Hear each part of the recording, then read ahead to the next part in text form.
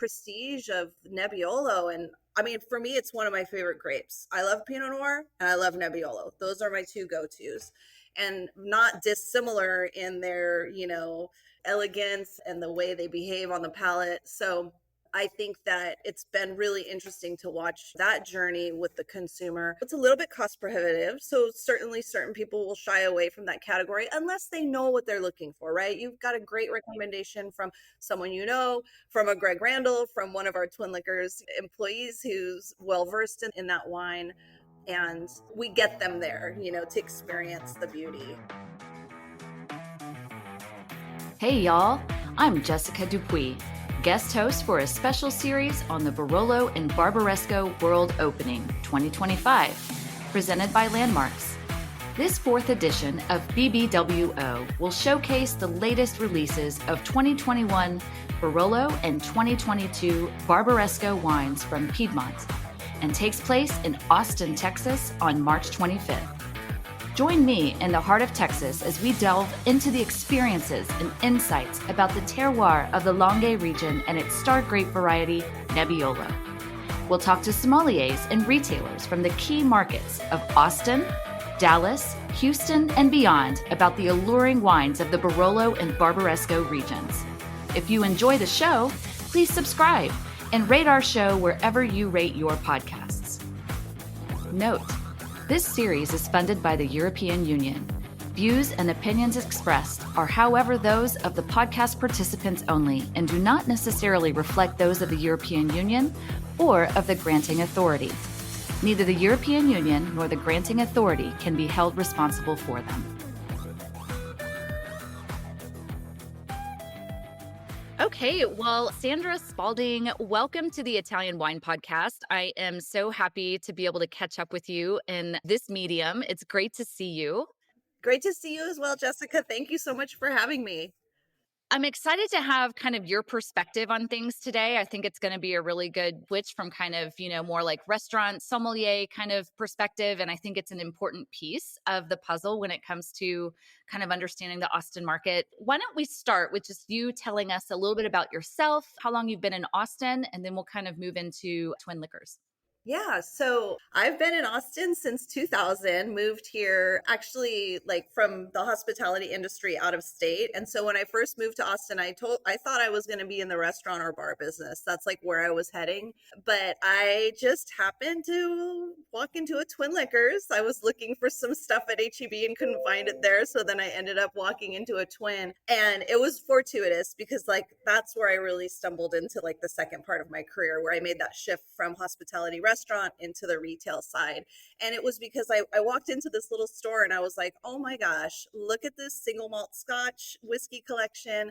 Look at this Italian wine collection. Holy moly, I want to learn more about this. I was pretty well versed in like California wines and that sort of thing, and bourbon, but then like here we go. And so I started my journey at Twin in 2000, just with that hunger for knowledge. So right off the bat, when you came to Austin, you came to Twin Liquors. That's amazing.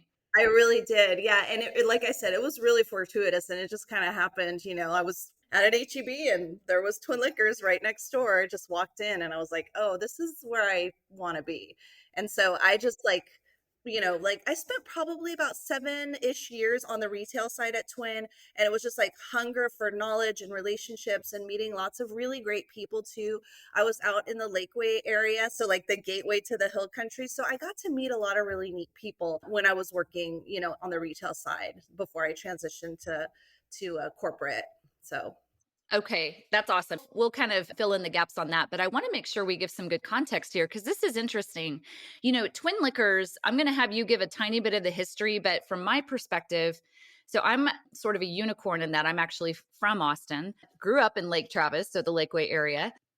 And, Twin Liquors, obviously as a child, I was not aware of it, which is probably good, but getting into my adulthood and kind of like career life, Twin Liquors is a family owned and operated retail shop. So obviously liquors is in it. So it's wine and spirits and beer and probably other things in between. I don't know your whole list, but it's also a chain. So it's in multiple different places throughout the Austin area and the extended area, and has kind of this reputation for being, yes, a chain, so a business that runs in multiple locations, but also extremely authentic to this localness of Austin. But maybe you could tell me more about it. When did it get started? Tell me about, the Jabors, everything like that.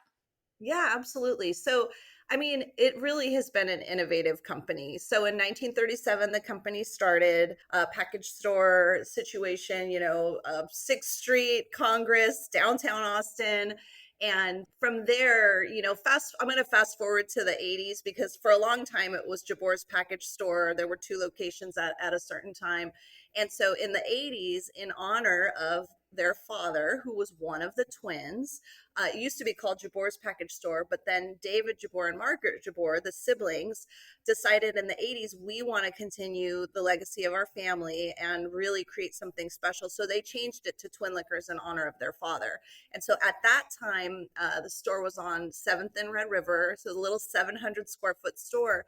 And really the idea was like food and wine pairings, elevate the industry. And Margaret, especially having come from the fashion industry, was very bullish on making it a place where women felt comfortable coming to shop, and so that's kind of how that whole thing just, it really started there at the corner of 7th and Red River.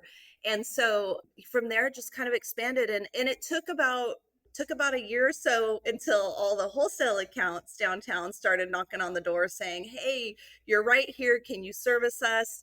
And so that wasn't really in the plan, and David and Margaret were like, well, let's, with their Uncle Gabe, who was part of the business, like, let's try to do this. And so that connectivity with what happened at 7th and Red River, and the twin becoming twin, the mission statement, so to speak, of the business at that time, and then combined with that wholesale connectivity, really was what sparked and ignited all of that. And so from there, about 10 years later, the second location opened at Mesa and Spicewood Springs, and then so on and so on. And I know a lot of people like know that location, and then the Balcones location, which was really well known for Italian and French wine and single malt Scotch. And so just a lot of really nice things happened in that kind of first 10 years that really like laid the groundwork for where we were able to then just continue to expand.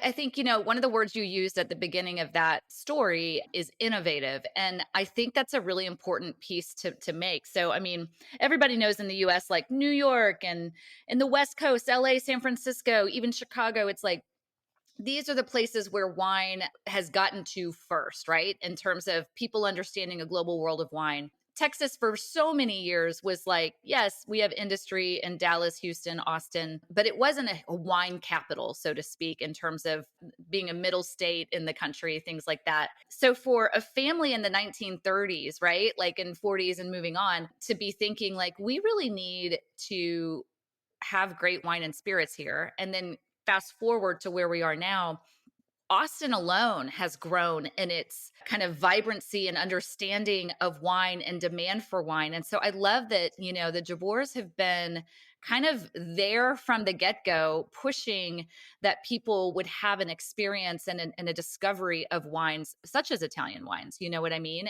Maybe talk about kind of how you've seen that evolve yourself being here 24 years ago. Austin was a very different city then. So maybe kind of talk about that.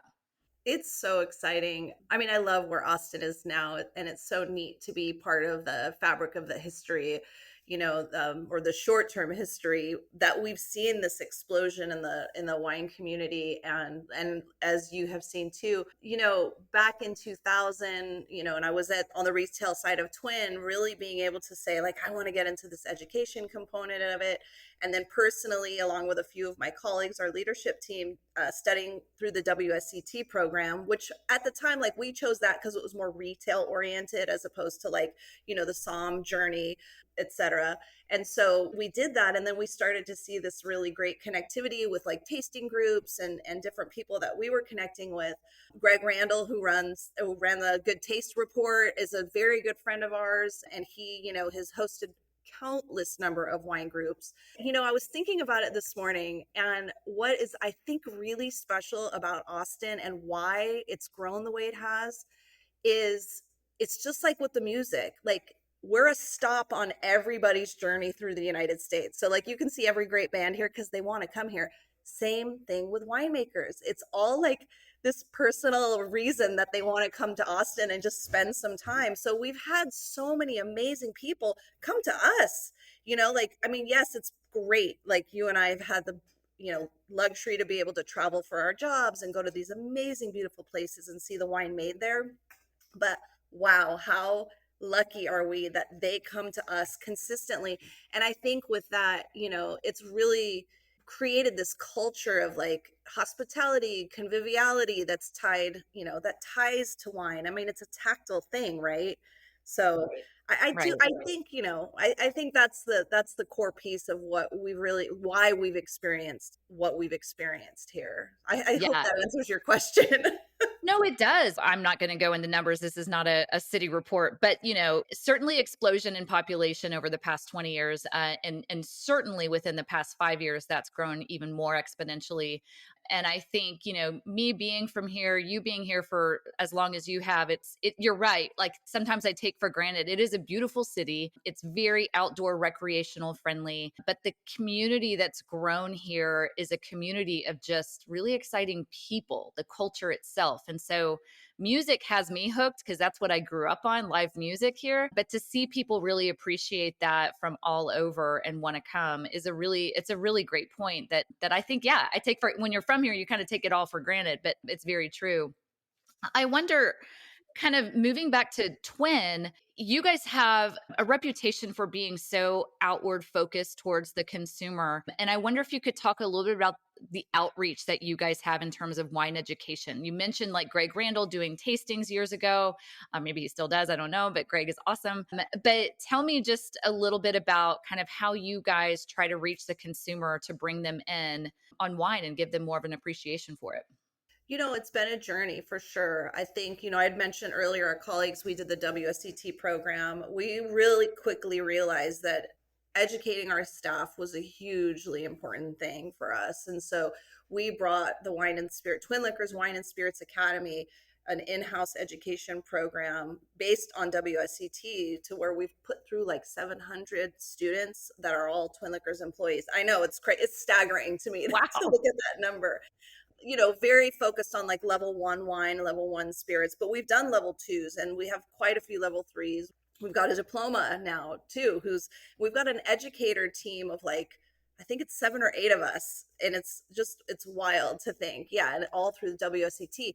I say that because it starts with your foundation, right? And so with that, then our employees are able to have meaningful conversations with our customers. We're not salespeople, we're just building relationships. And I do think that, again, back to hospitality, back to like sharing a bottle, sitting, tasting. I think, like, is this like bold thing to say that the systematic approach to tasting, it's kind of romantic because it makes you sit down with another person and calibrate your palate with them, right? And but it's in doing that you're exchanging like words and thoughts and emotions that are unique to you, but like trying to get that other people to see your perspective. It transcends like, gender, color, race, all of that, and it's a really beautiful thing. And I think that's like what brings us back to wine, and wine and food, anything tactile to taste, Yeah, so it's a really good point. I love the word exchange, right? It's a romantic exchange. No, I think that's really good. And speaking of romantic exchange, I think, perhaps one of the regions in the world that's most heralded as having that romanticism, right? Like, great segue.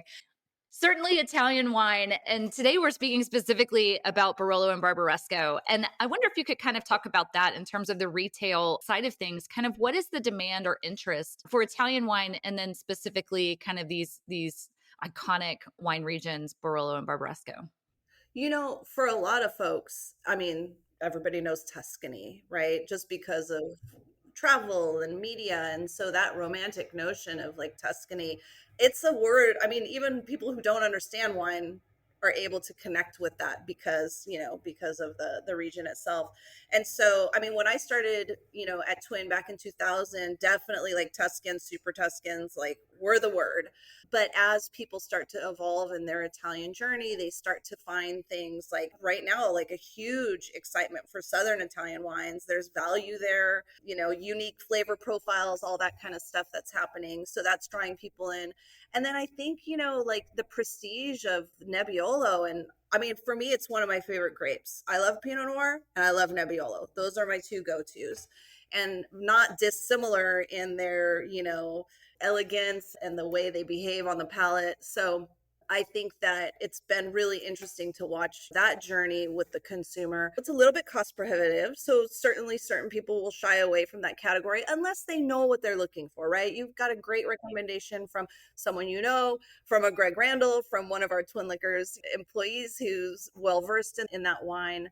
And we get them there, to experience the beauty. So Yeah, no, I think that's a really important point. And I mean, Barolo and Barbaresco both being kind of situated in this beautiful region of Piemonte. I think, we've had a couple of different people talk about how, your gateway into Piemonte is maybe, Langhe Nebbiolo or some Gattinara. And I think that that is a way kind of build onto where you go next, which is where, these particular regions, Barolo and Barbaresco, both have such unique soils, such unique climates, microclimates. And so their ability to take Nebbiolo and into a whole different stratosphere, if you will, is pretty fantastic. And I feel like you're not alone in saying like, I love Nebbiolo. That's my favorite grape.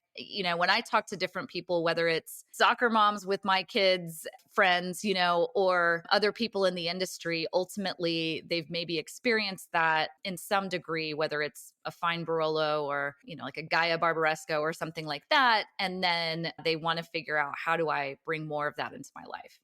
that's so cool. I love hearing that from you. Yeah.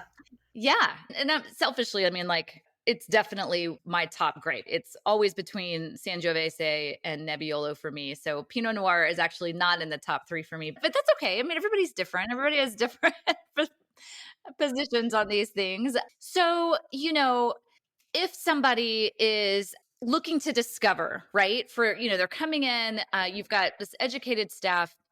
When you start to go into talking about these regions, it is a jump if you haven't purchased wine at that level before. But despite like the price tag, right, you could argue that because of the quality that the value is still there, right? So how do you guys kind of go about explaining, this is what's compelling about these wines, and this is why, if you can financially give it a shot, this is why it's worth giving it that shot?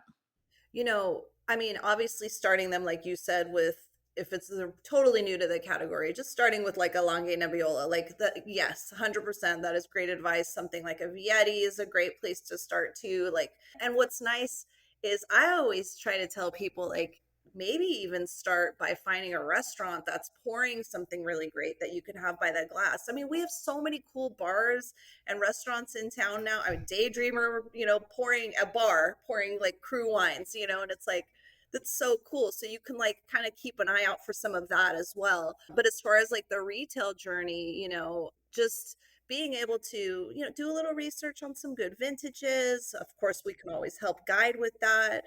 Recent vintages, like 2018, not to get like too granular, but we can help guide to what you want to do there if you're liking the flavor of the grape, right? So we'll start you with something like that. Okay, you're going to come back, and then for us again, it's about like the story that's in the bottle, right? And just being able to take a journey almost and really talk about think I always tell people, think about the place. I mean, if you've never been there, that's kind of hard, but like think about the place, think about the climate, the sunshine, the fog, the soil, whatever it may be.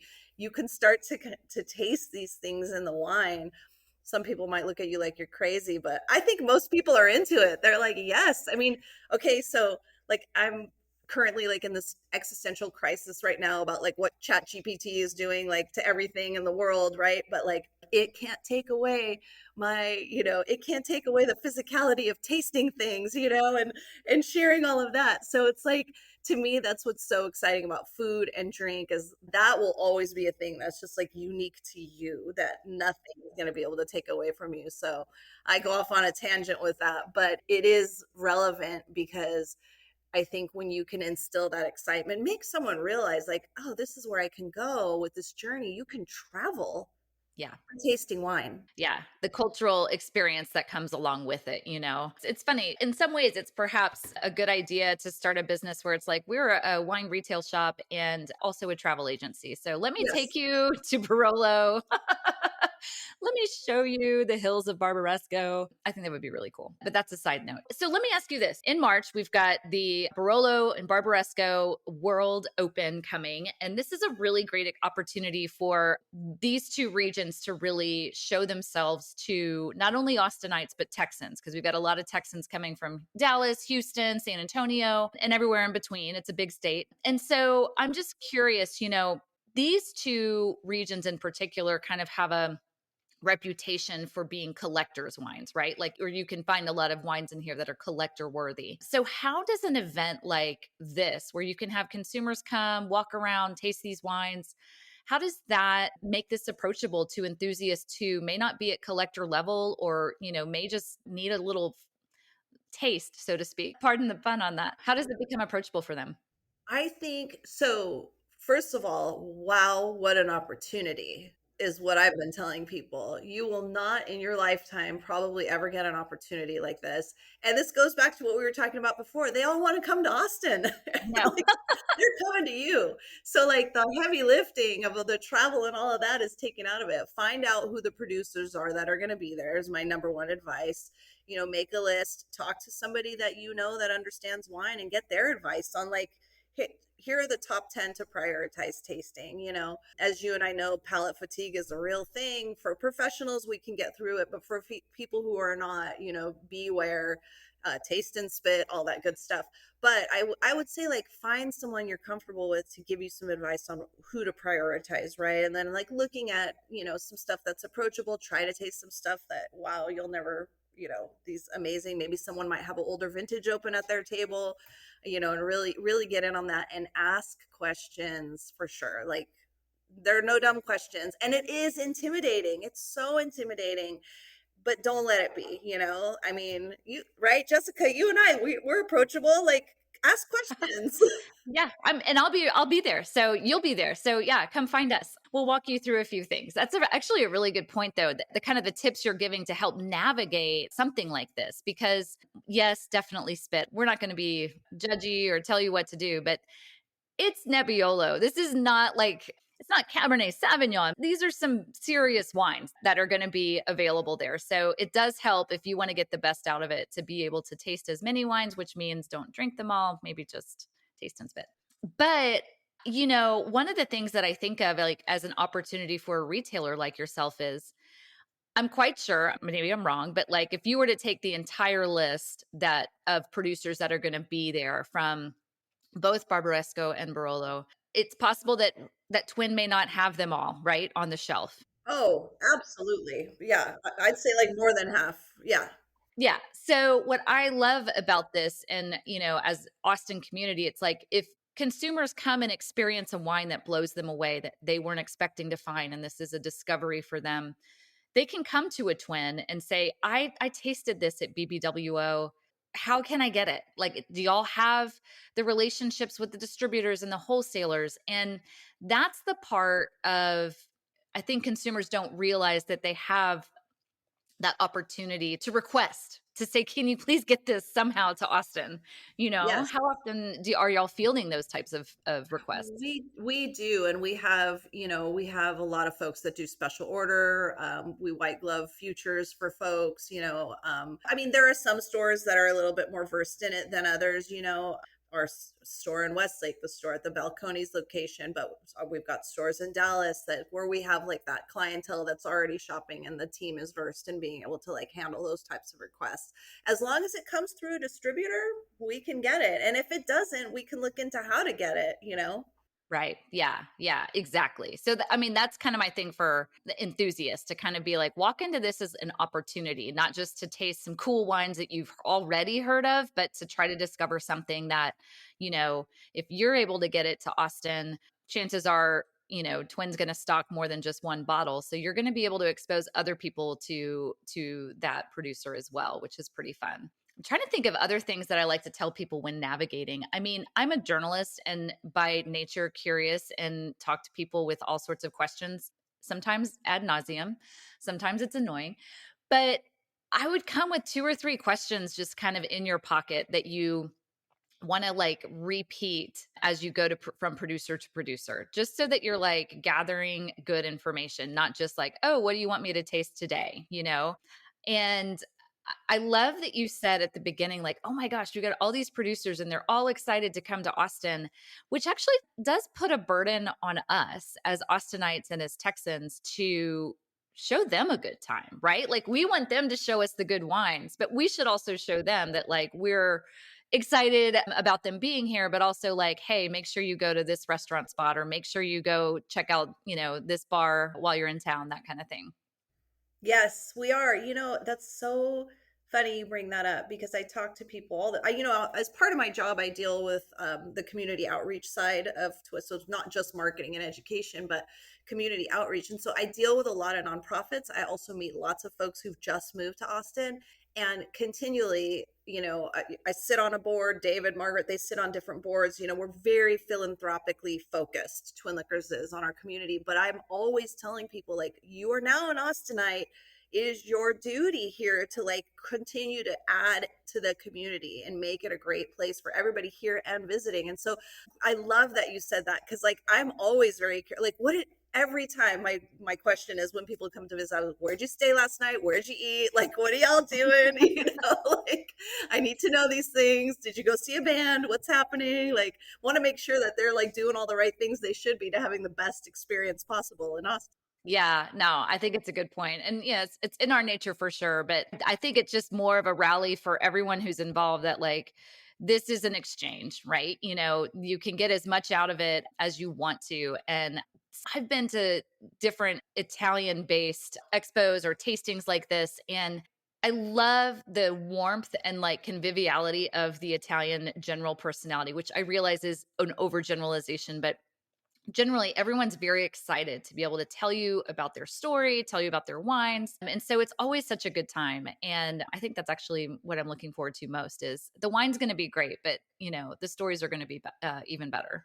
I'm so excited. I have to share with you too, like, growing up, my friends always used to tease me. They're like, oh, you're like old Italian man trapped in a young Armenian girl's body. And I was like, it's all that's always been in me. And then I was listening to one of your podcasts, like just random on it, about the Italianality, I think Oh it's called. yeah.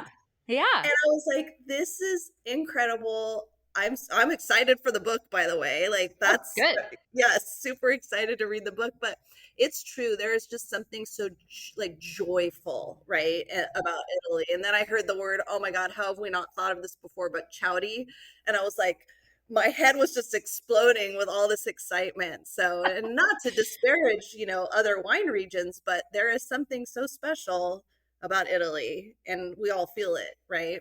Absolutely, absolutely. Shout out to Jeff Porter for coining chowdy as his word of choice. A former Central Market, Tex Austinite person for a short time, but we miss him. Well, Sandra, thank you so much for joining us for kind of this discussion, and giving us an understanding of more of what's exciting from the retail side for Barolo and Barbaresco. I think that the selection at Twin is fantastic. And as we've talked about, like, if you don't see something there that you really want to try to see, the openness to try to bring things into our community is fantastic. So thanks for kind of talking with us about that. And I will see you at BBWO.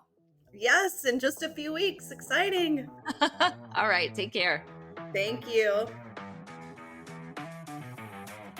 Thanks for listening to this special series on the Barolo and Barbaresco World Opening 2025. If you enjoyed the show, please subscribe and rate us wherever you listen to your podcasts. Special note, this series is funded by the European Union. Views and opinions expressed are, however, those of the podcast participants only, and do not necessarily reflect those of the European Union or of the granting authority. Neither the European Union nor the granting authority can be held responsible for them.